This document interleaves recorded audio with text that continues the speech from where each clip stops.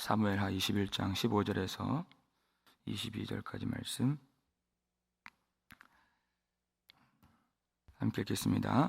블레셋 사람이 다시 이스라엘을 치거늘 다윗이 그의 부하들과 함께 내려가서 블레셋 사람과 싸우더니 다윗이 피곤하매 거인족의 아들 중에 무게가 300세겔 되는 노창을 들고 세 칼을 찬 이스비 브노비 다윗을 죽이려 함으로 스리야의 아들 아비새가 다윗을 도와 그 블레셋 사람을 쳐 죽이니 그때 다윗의 추종자들이 그에게 맹세하여 이르되 왕은 다시 우리와 함께 전장에 나가지 마옵소서 이스라엘의 등불이 꺼지지 말게 하옵소서 하니라. 그 후에 다시 블레셋 사람과 곱에서 전쟁할 때 후사 사람 시프게는 거인족의 아들 중에 삽을 쳐 죽였고 또 다시 블레셋 사람과 곱에서 전쟁할 때 베들레헴 사람 야레 오르김의 아들 엘하나나는 가드 골리앗의 아우 라흐미를 죽였는데 그 자의 창 자루는 배틀채 같았더라. 또 가드에서 전쟁할 때 그곳에 키가 큰 자 하나는 손가락과 발가락이 각기 6개씩 모두 24개가 있는데 그도 거인족의 소생이라. 그가 이스라엘 사람을 능욕함으로 다윗의 형 삼마의 아들 요나단이 그를 죽이니라. 이 네 사람 가드의 거인족의 소생이 다윗의 손과 그의 부하들의 손에 다 넘어졌더라. 아멘.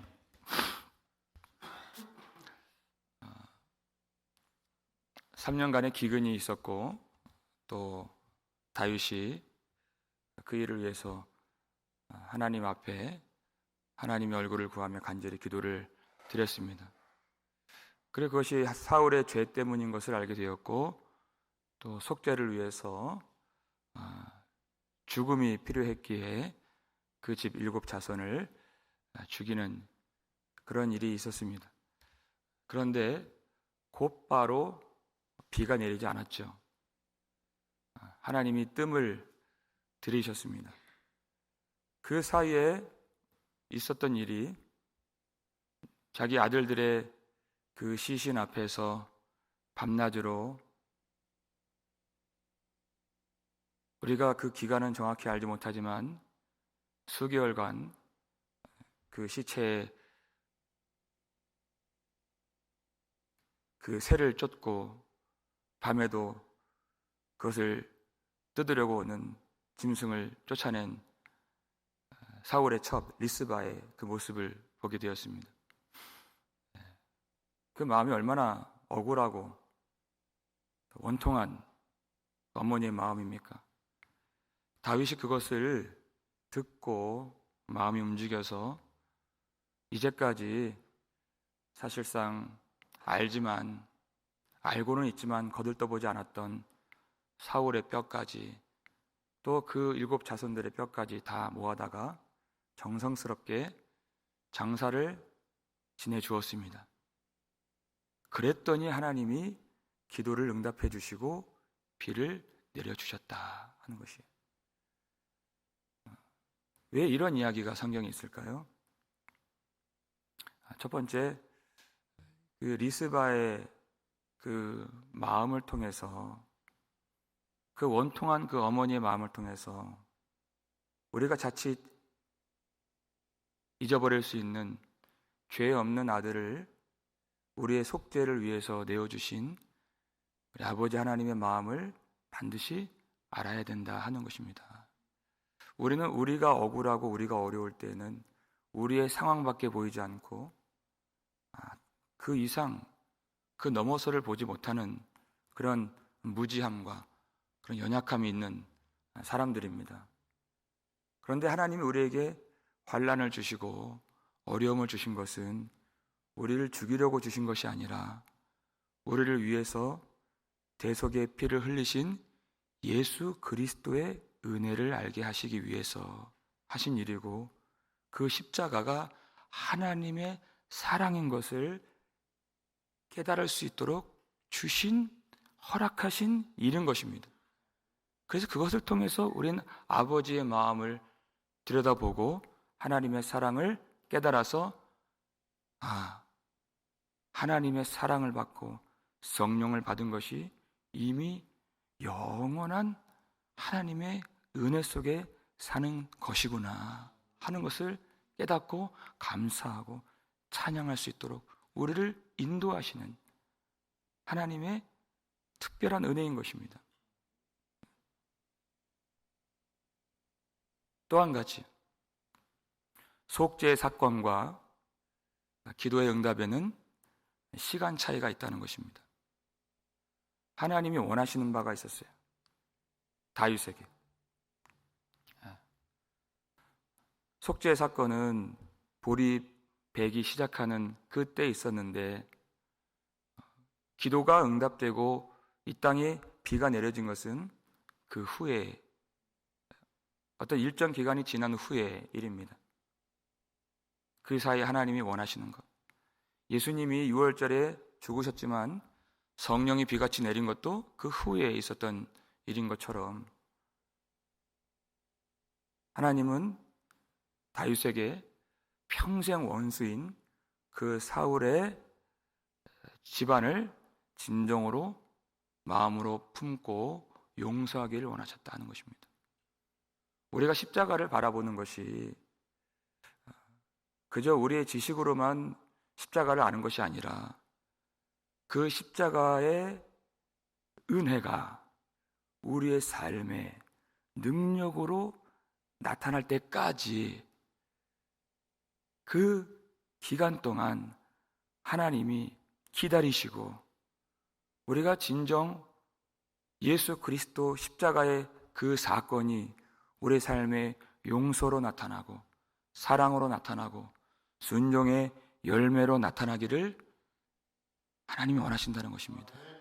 그래서 우리가 이 아침에 이 1시간 기도를 드릴 수가 있어요.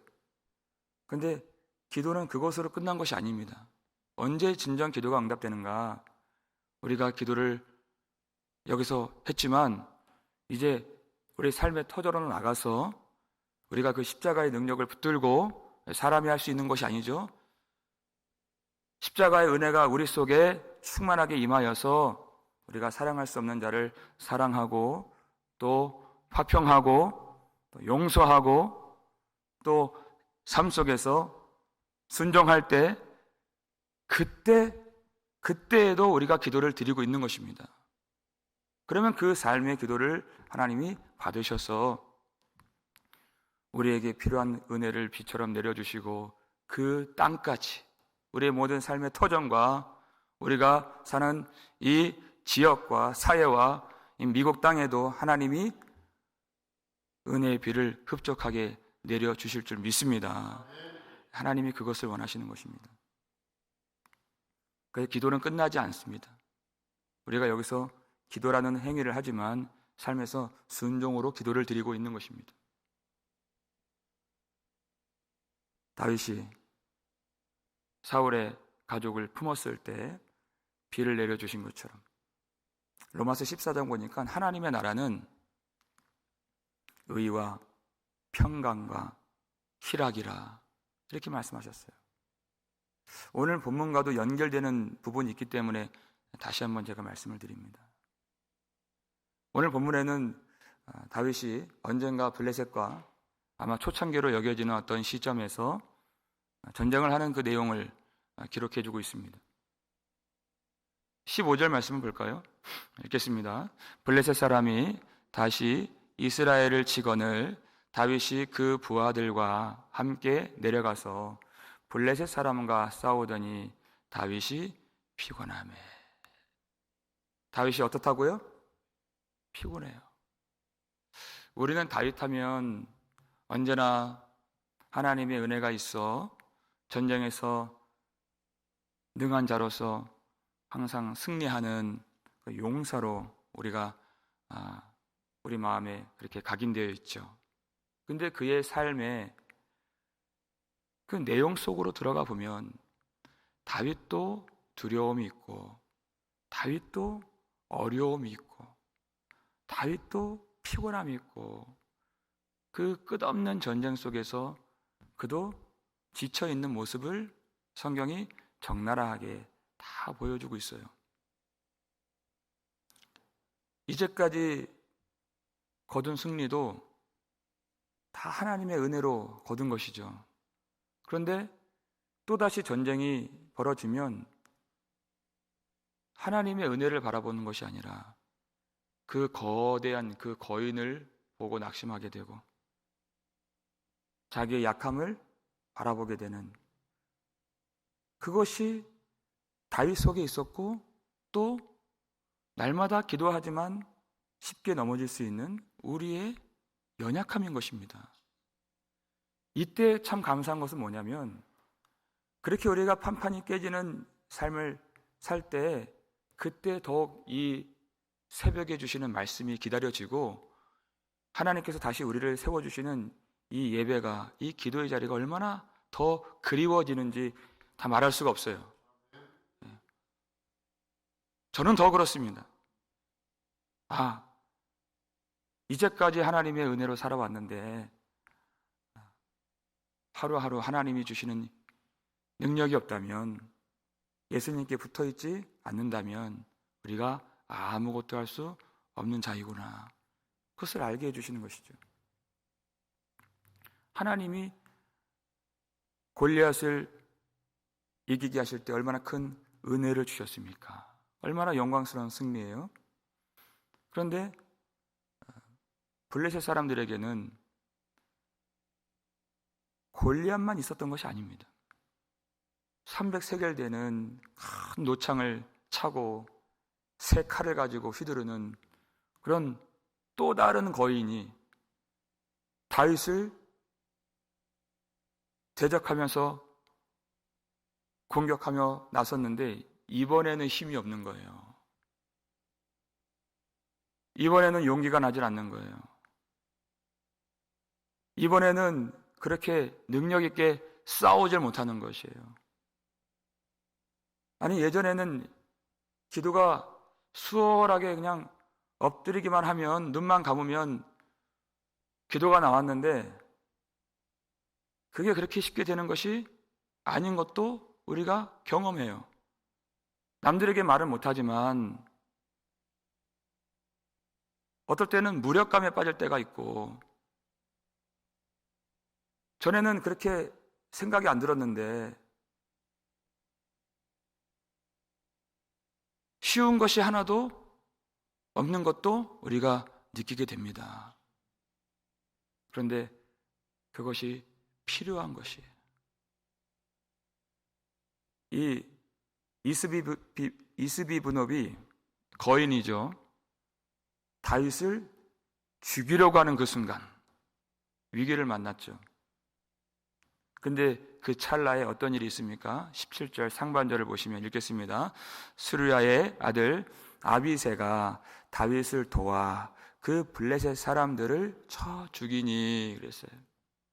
우리는 참 다윗이 대단하다. 다윗이 정말 용맹스럽다. 신실하다. 근데 그 내용 속에 들어가 보니까 다윗 한 사람의 그 용기, 다윗이 갖고 있는 그 리더십, 그 한 사람의 그 은사, 그의 능력, 그것으로 다 이룬 것이 아님을 발견하게 되는 대목인 것입니다. 그 순간 다윗이 큰 위기를 만났을 때 아비새가 나타나서 다윗을 도와서 그 블레셋 사람들을 쳐 죽인 것이에요. 소년 다윗, 무기도 차지 않고 그저 시냇가에서 그 매끄러운 돌 5개만 가지고 여호와의 이름을 의지하여 싸워서 승리한 것도 하나님의 은혜인 것이고, 그가 피곤해져서 곤비해져서 지쳐 있을 때 하나님이 예비하신 돕는 자를 통해서, 그것이 아비새죠. 그를 통해서 승리를 거두게 하신 것도 하나님의 은혜인 것입니다. 더 더 큰 은혜예요. 왜냐하면 내게 그럴 힘도 없었기 때문에, 하나님을 바라볼 힘도, 기도할 힘도, 그 이름을 의지할 힘도 없을 때 하나님이 그것까지 헤아려 주시고 돕는 자를 보내주신 것이, 그가 골리앗을 이기는 그런 승리만 있다면, 베드로가 그 물 위를 걷는 것 같은 그러한 승리만 있다면 다 내가 한 줄 알고, 내가 다 이룬 줄 알고 하는 교만한 마음이, 높아진 그 마음이 될 수 있었을 텐데, 하나님이 그것까지 아시고 피곤함도 허락하시고 그 곤비함도 허락해 주셨어요. 그때에는 전적으로 하나님이 은혜를 주시는, 또 돕는 자를 주시는 그 사람을 통해서 구원을 받도록, 그렇게 역사하시는 하나님의 은혜가 얼마나 큰지 모릅니다. 근데 그 사람이 하필은 아비새, 스루야의 아들, 항상 혈기가 많고 성급하고 그리고 난폭하고 다윗과 생각이 맞지 않을 때가 많이 있어서 웬만하면 이 스루야의 아들들을 좀 낮추어서 멀리 두어서 좀 견제를 해야 되겠다, 이런 생각이 항상 다윗 마음에 있었잖아요. 그런데 하필은 그 사람을 통해서 그 위급할 때 도움을 받고 구원을 받게 하신 것입니다. 이것이 하나님이 이 교회로 하여금 하나 되게 만드시는 방식이다 하는 것입니다. 우리가 신약에서 교회를 세우는 그런 내용들을 읽어보면 참 겉으로 볼 때에는 사도 바울이 참 대단하고 그가 다 한 것처럼 보이지만, 근데 그 속으로 들어가 보면 이름 없이 빛도 없이 주님 앞에 눈물로 헌신한 많은 사역자들이 있었어요. 바울이 그걸 알죠. 빌립보서 1장 27절 보시면 우리가 다 이름도 알 수 없는 그런 성도들에게 이렇게 말씀합니다. 1장 27절 말씀 읽습니다.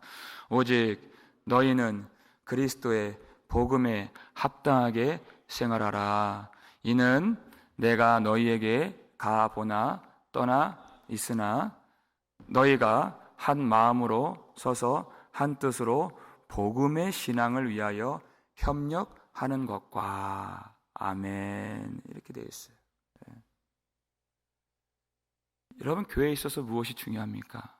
한 사람이 탁월하여서 그 교회를 다 하는 것이 아니라 한 마음으로 한 뜻으로 오직 복음의 신앙을 위하여 하나 되고 협력하는 것, 이것이 주님께 영광을 돌리는 일이고 우리가 예수의 한 몸이 되어서 주님께 붙어있는 그런 이유가 되는 것입니다. 이것이 구원의 내용인 것입니다.